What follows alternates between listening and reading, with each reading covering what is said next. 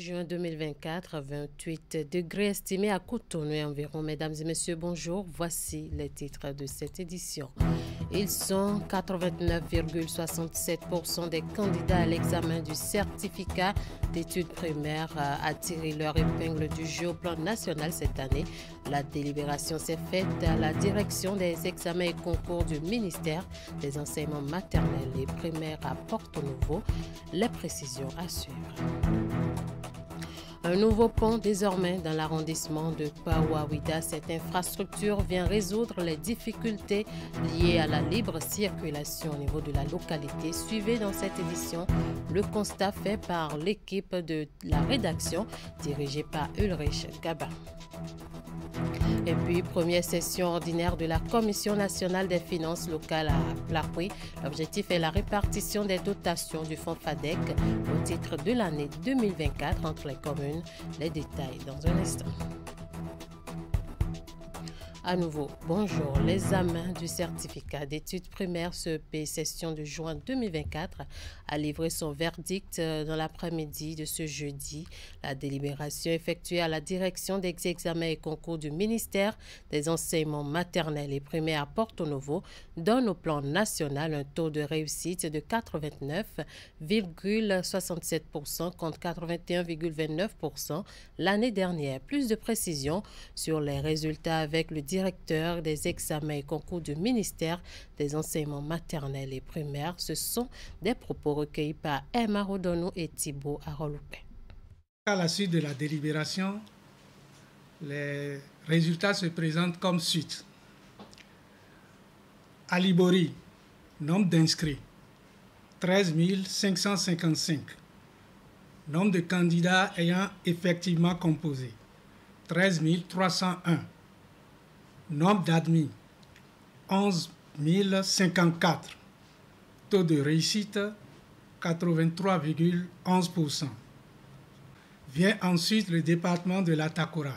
Nombre d'admis, 11 558. Taux de réussite, 82,16%. Atlantique, nombre d'admis, 48 390. Taux de réussite, 90,11%. Le Borgou, admis, 24 107. Taux de réussite, 94,60%. Ensuite vient les collines, admis, 14 253. Taux de réussite, 91,71. Koufo, admis, 11 001. Taux de réussite, 85,04%. La Donga, admis, 10 277. Le taux de réussite, 93,97. Le littoral, admis, 15 921. Taux de réussite de 2024, 91,99. Le Mono, admis, 12 426. Taux de réussite, 93,02. Ouémé, admis, 34 544. Taux de réussite, 84,72%. Le Plateau, admis, 13 052. Taux de réussite de 2024, 95,35. Zou, admis, 19 438. Le taux de 2024, c'est 91,18. Au niveau national, donc, on a inscrit 256 897. Présent, 252 060. Admis, 226 021. Taux de réussite, 89,67. L'année dernière, le taux de réussite au niveau national était de 81,29. Donc, vous constatez une amélioration significative du taux de réussite au niveau national qui s'établit à 8,38%. De Lomé, nous allons dans le département de l'Atlantique, précisément à Kpaou, dans la commune de Ouida, où un tout nouveau pont est ouvert depuis peu. Ce pont vient résoudre les difficultés auxquelles étaient confrontés les usagers et facilite leur libre circulation. Une équipe de notre rédaction, dirigée par Ulrich Kaba, s'est intéressée à la question et a recueilli l'appréciation des usagers. Voici le reportage. À peine construit, le tout nouveau pont sur lequel nous sommes actuellement fait la joie des usagers et des riverains. Nous sommes ici sur l'un des embranchements du lac Tou. Ce pont relie le carrefour du marché Kpaou à la commune de Tori. Auparavant, circuler ici était un véritable calvaire. Alors avant la construction de ce pont, vraiment, il fallait faire au moins 30 minutes avant de traverser cette portion de 300 mètres que nous avons ici. Donc, c'était vraiment difficile, que vous soyez à pied, que vous soyez à moto ou bien en véhicule. Vraiment, c'était vraiment difficile. Il arrivait même que des camions tombaient dans le lac Tou. Donc, c'était vraiment très très difficile. Donc, ce qui nous amenait même à contourner parfois, passer par Ouida ou bien passer directement par Calavi.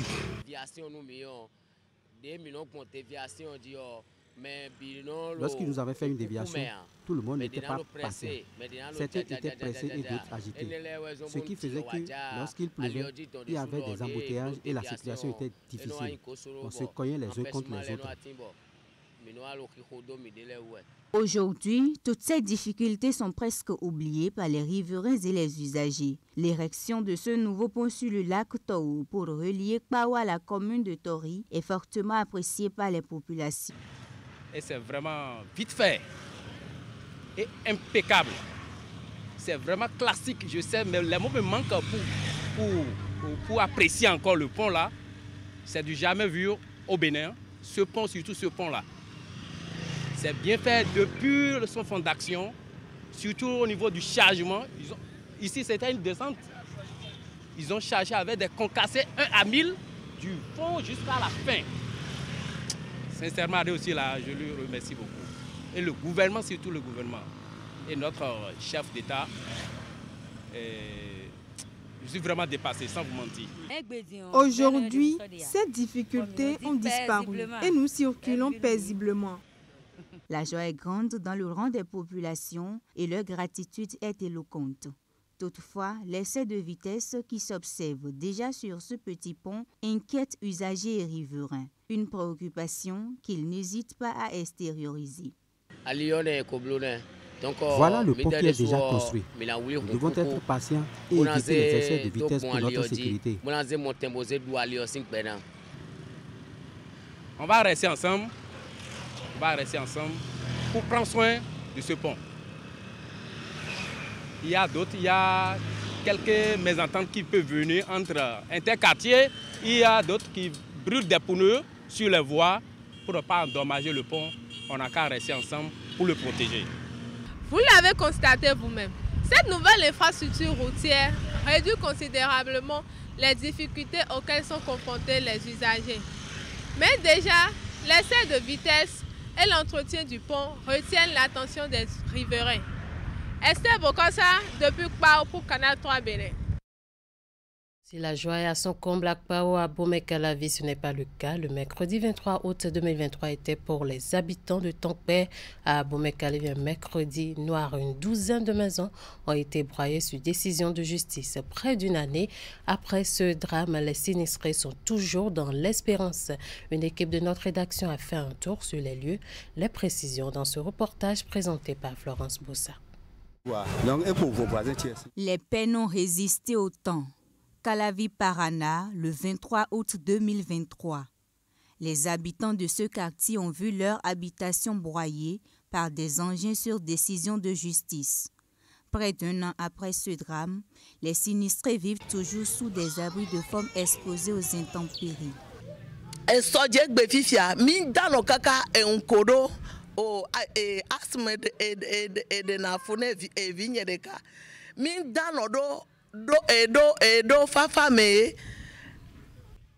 D'hier à aujourd'hui, nous n'avons pas pu dormir parce que nous sommes en saison pluvieuse et j'ai un enfant asthmatique. Quand il pleut, on reste tous en éveil parce que l'eau inonde les endroits où on se couche. C'est après la pluie qu'on prend des bols pour évacuer l'eau de la chambre. C'est triste. J'ai 4 candidats, 2 au bac et 2 au BPC. Actuellement, maintenant, ils ne sont pas là. Je suis obligé de les affecter chez des amis juste pour qu'ils puissent faire les examens cool. Alors moi je vous parle maintenant, si vous rentrez là maintenant, il n'y a que de l'eau. Donc je dors dans ma voiture là. Depuis août passé. Je dors dans ma voiture. Donc je n'ai pas où me reposer. Vraiment, ça me gêne beaucoup. Vous voyez, ça me gêne. J'avais des enfants, des petits-enfants. Aujourd'hui, maintenant, il n'y a plus rien. Après consultation des autorités compétentes, ces sinistrés auraient été autorisés à rester sur place. Selon les représentants de l'association de développement de Tangpé, le processus devant aboutir à un possible dénouement de la situation traîne. Ils compatissent aux peines de leurs voisins et en appellent à l'indulgence des autorités. Nous assistons en permanence au cas de vol.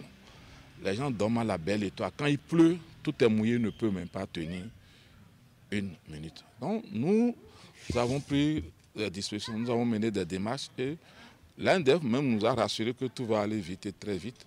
Donc, nous demandons l'agrément des autorités pour que le processus puisse aboutir au niveau de l'ANDEF, par ricochet au niveau du conseil consultatif et que les autorités à divers niveaux soient regardantes quant au volet social. Les gens ne dorment plus. Quand ça vient, les menaces, tout le temps les menaces. Les familles sont pauvres, les enfants ont échoué. Nous, en tant qu'association, c'est nous qui jouons le rôle même des affaires sociales. On ne peut pas les voir. Les enfants font les accidents. Ils n'ont pas l'argent même pour aller. On est obligé de cotiser entre nous. Nous qui sommes dans l'association. On a senti cela comme un appel de Dieu. Le président de la République, s'il vous plaît, si vous voyez ce reportage, demandez de voix, poser des questions à ceux qu'on a mis en place pour qu'ils nous aident. Une dizaine de maisons sont tombées en ruine sous les bulldozers le 23 août 2023. Sans contester la décision de la justice, ces sinistrés espèrent l'intervention des institutions habilitées pour un traitement plus juste de leur cas. Il faut dire que toutes les tentatives pour recueillir plus d'informations sur ce dossier au niveau de l'Agence nationale du foncier et le ministère du cadre de vie n'ont pas prospéré. Et toujours par rapport à ça, pour en savoir davantage sur la conduite à tenir dans le cas de ce genre de litige, une équipe de la rédaction s'est rapprochée de Maître Charles Corvi. Il est le président de la Chambre des huissiers du Bénin. Je vous propose de suivre ses explications. Cette matière géré par le Code foncier et domanial de la République du Bénin. Et quand vous ne réglez pas les choses à l'amiable, avant que ça n'aille à la phase de l'exécution, vous n'avez plus rien à réclamer. Ça veut dire qu'après la casse, vous n'avez plus le droit de demeurer sur le lieu au risque d'être poursuivi sur le plan correctionnel ou opposition à décision de justice. Donc c'est quand il y a contentieux que la loi demande à l'État d'exproprier éventuellement si la contenance du domaine a une certaine envergure, c'est-à-dire à partir de 5000 m², par exemple. C'est-à-dire un demi-hectare, l'État peut déclarer la zone d'utilité publique, exproprier les propriétaires, les dédommager et régler le problème avec les occupants. Si l'exécution est faite partiellement, la partie qui reste là peut être toujours soumise à la possibilité de l'État de préempter pour pouvoir régler le problème avec les occupants illégaux tout en dédommageant ceux qui ont gagné le procès. L'État n'est pas informé de tous les contentieux. C'est les occupants illégaux qui avaient le choix de saisir le Conseil consultatif foncier Et c'est le Conseil consultatif foncier qui est composé de plusieurs ministres qui prend la décision pour l'expropriation.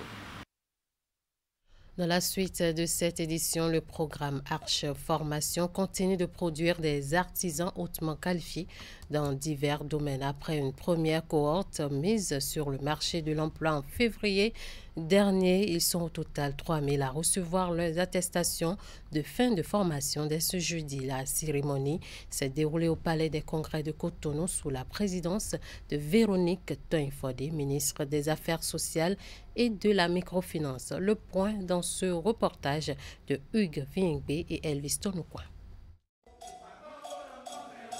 Pour ces artisans, c'est le jour de la consécration. Formés en boulangerie-pâtisserie, mécanique auto, énergie renouvelable, froid et climatisation, transformation agroalimentaire, puis bâtiment du second œuvre, ils reçoivent aujourd'hui leur parchemin. Cette cérémonie de remise d'attestation intervient dans le cadre de la mise en œuvre du programme Arche Formation, dont la finalité est d'améliorer la productivité du secteur de l'artisanat au Bénin. Chers participants, tous ces artisans formés durant les années 2022 et 2023 ont chacun bénéficié d'un perfectionnement pratique et technologique de 40 heures avec 20% de phase théorique et 80% de phase pratique dans différents métiers. Nous avons bénéficié par ce projet d'un renforcement de capacité qui, aujourd'hui, a changé nos manières, rendu notre travail plus performant et professionnel. Nous tenons à remercier le gouvernement parce que nos artisans, après avoir reçu cette formation, leurs qualifications ont augmenté, c'est-à-dire qu'ils seront plus performants sur le terrain. Désormais outillés pour voler de leurs propres ailes ou mettre leurs compétences au service d'une entreprise, ces artisans ne sont pas pour autant sevrés de l'accompagnement étatique. Il est également prévu des actions complémentaires de formation en éducation financière afin de leur permettre d'acquérir toutes les aptitudes nécessaires pour gérer leurs ressources.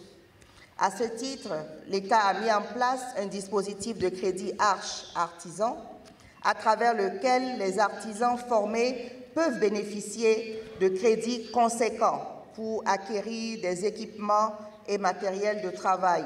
Cette cérémonie est l'aboutissement d'une série de formations qui se sont déroulées dans divers établissements spécialisés, dont les SMER, TCI Bénin et les PAV. C'est une satisfaction parce que je sais que cette attestation, les jeunes qui ont participé à la formation dans le domaine du solaire photovoltaïque et de l'électricité l'ont véritablement mérité. 700 artisans ont reçu leur parchemin au cours de cette cérémonie. Les 2300 restants sont invités à se rapprocher des conseils Arche Formation de leur commune. Pour l'année 2024, le programme Arche Formation ambitionne de renforcer les capacités de 5000 artisans. Je l'annonçais en début d'édition, au Bénin, l'État central tient le pari de son assistance financière aux collectivités locales, une assistance qui se fait à travers le Fonds d'appui au développement des communes FADEC. Pour cette année 2024, la répartition de ces dotations entre communes se fait à Aplaroué dans le département du Koufo. Et c'est à la faveur de la première session ordinaire de la Commission nationale des finances locales, session dont les travaux nous sont résumés ici par Nassis Alossé et Florent Dorou. L'exercice est cyclique chaque année depuis la mise en œuvre des réformes du secteur de la décentralisation. Les membres de la Commission nationale des finances locales se retrouvent en session pour procéder à la répartition des dotations aux communes, ce qui se fait ici à Plaoué au titre de cette année 2024. Tout le monde sait comment, en 2016, le chef de l'État, alors candidat, avait proclamé haut et fort qu'il allait donner un sens à la décentralisation. Nous le remarquons aujourd'hui, vu les grandes réformes qui sont opérées. La réforme est une chose. Il faut donner les moyens au territoire pour qu'ils se développent. Des moyens au territoire pour leur développement, et l'État central honore une fois encore ses engagements avec cette année une enveloppe de 75 milliards de francs CFA. Enveloppe dont la répartition du contenu se fera entre les communes et en fonction des lignes budgétaires. Environ 23 milliards seront consacrés aux charges de fonctionnement, 14 milliards 300 millions seront consacrés pour le FADEC non affecté investissement qui seront répartis au cours de la présente session. Environ 800 millions pour le nouveau guichet Sahel et 9 milliards pour le guichet COSO. Environ 27 milliards 300 millions pour le guichet BRICS et enfin 5 milliards 500 millions pour le guichet alphabétisation. La cagnotte était de 86 milliards de francs CFA l'année dernière et selon les explications, la baisse constatée cette année est justifiée par la fin de certaines conventions.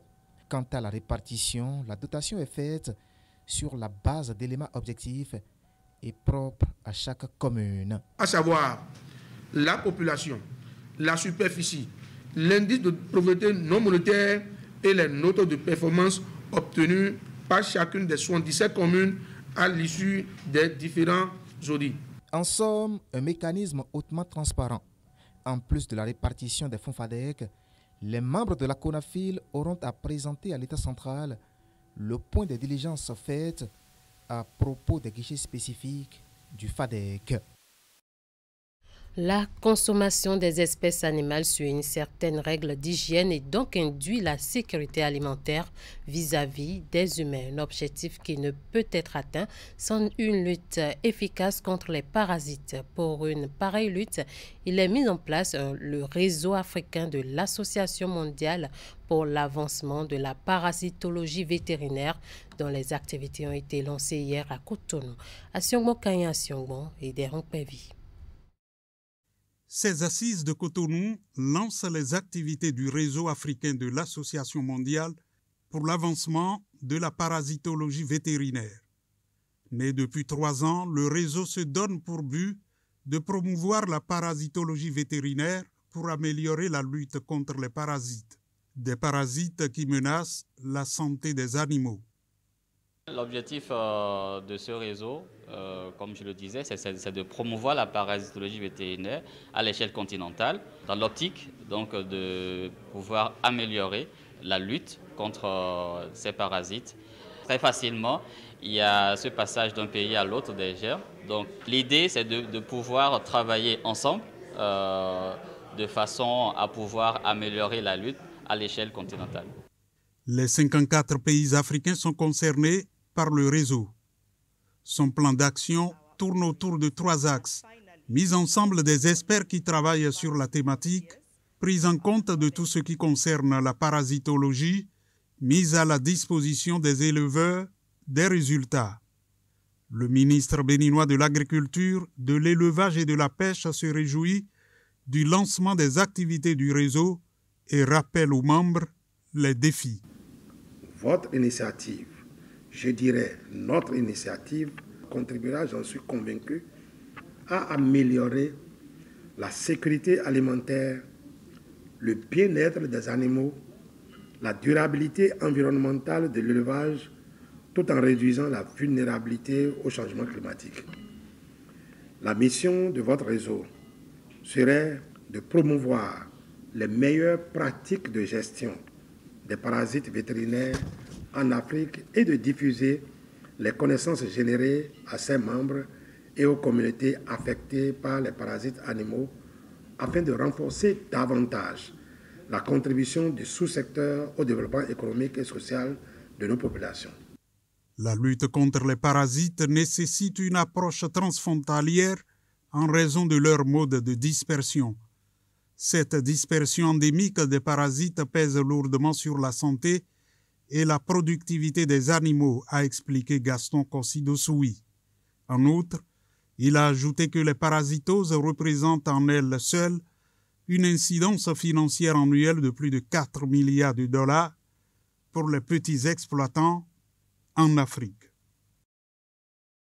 Pendant ce temps, l'autorité de protection des données personnelles a organisé dans la matinée de ce jeudi 27 juin 2024 à Cotonou un atelier afin d'outiller les acteurs du secteur public et privé au Bénin sur la conformité et la gestion des données personnelles. Plusieurs autres thématiques ont été abordées durant cet atelier à la faveur de diverses communications. Maël Leroux-Bellou pour le compte-rendu. Face à l'ampleur grandissante des réseaux sociaux au quotidien, la question de la protection des données à caractère personnel est un défi de taille qui se présente à tous. Quelqu'un qui, dans votre quartier, dans votre voisinage, dans votre bureau vous en veut, peut tout simplement ruiner votre réputation construite depuis des années. Donc c'est un défi nouveau qui se présente à tous dans notre pays, mais partout ailleurs. Au Bénin, les exemples donc sont nombreux de pertes de données, de réputation détruites et de vies affectées par la subtilisation des données ou la mauvaise, tout simplement, utilisation des données personnelles sur les réseaux sociaux. Afin donc de mettre à contribution les efforts des uns et des autres, l'autorité de protection des données personnelles a convié plusieurs acteurs politico-administratifs de divers horizons autour d'une réflexion commune. Conformité et gestion des données personnelles, enjeux, pratiques et collaboration institutionnelle. C'est autour de ce thème que s'est porté les échanges de cet atelier de réflexion. Une façon pour l'APDP de mettre en exergue son implication et sa volonté d'œuvrer pour la protection des données personnelles au Bénin. Cet atelier revêt une importance capitale dans notre mission de garantir le respect et la sécurisation des informations personnelles de chaque individu.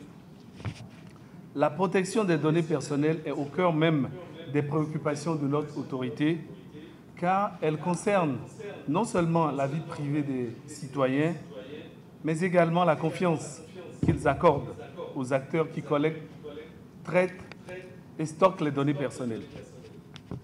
En tant que gardien de ce droit fondamental, il est évidemment de notre devoir et de notre responsabilité de veiller à ce que les données personnelles soient traitées de manière légale, éthique et sécurisée. Aussi, dans le cadre de l'accomplissement de sa mission, l'autorité de protection des données personnelles a-t-elle pris sur elle la responsabilité d'outiller les différents acteurs impliqués dans le traitement des données personnelles. Elle a ainsi réuni et formé les acteurs du secteur public, du secteur de la santé, du secteur financier, les collectivités territoriales et chaque année, les délégués à la protection des données personnelles. Au détour de cet atelier, plusieurs notions ont été abordées sur les enjeux de la protection et la gestion des données personnelles. Bienvenue Adéleye, Médéric Benou et Joa Zoumenou constituent le trio de jeunes étudiants à l'organisation de la première édition du concours Campus Voice. C'est une compétition qui consiste à suivre les jeunes dans la production de leur voix. Composée de 5 phases, celle préparatoire est dégagée, 49 jeunes pour la suite. Dans cet extrait, ils nous parlent du contenu et des étapes de ce concours. La dénomination Campus Voice peut facilement être compris parce qu'on a, en divisant par deux, on a Campus et on a Voice. Voice en anglais qui veut dire voix et qui nous réfère peut-être à The Voice qui est organisé à l'international et qui est un concours de chant, d'interprétation et de valorisation des belles voix. Donc, campus, c'est juste pour dire qu'on a ramené ça chez nous, on a ramené ça sur le campus et uniquement pour les étudiants. D'où la dénomination Campus Voice pour le concours. Et quand on va sur le plan international, on parle d'artistes qui parlent la langue française. On peut parler de Centrinos par exemple. Il est artiste, non seulement il est artiste, il est un bon chanteur. Donc c'est au fait le timbre vocal qu'ils ont qu'on est en train de valoriser. On a des gens qui se mettent derrière l'autotune pour produire quelque chose qu'on corrige à l'ordinateur. Au talentueux, on a prévu retenir 3 personnes qui sont officiellement primées. Les autres, il peut y avoir peut-être des récompenses de soutien et autres, mais officiellement, on a choisi de primer 3. Le premier va recevoir, en plus du trophée, un ordinateur portable et une enveloppe qu'on n'a pas encore définie.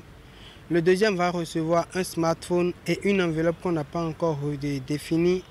Et celle ou celui qui sera à la troisième place va recevoir une enveloppe qu'on n'a pas encore définie. Il faut dire que la compétition, c'est sur 5 phases. Nous avons déjà effectué 2 phases. Je veux parler de la phase de la présélection et les 8e de finale. Donc nous avons la phase de quart de finale qui est pour le 2 prochain. Et après quoi, on va effectuer la phase de demi-finale et finale. Campus Voice, c'est un grand concours parce que c'est une compétition de version originale au Bénin.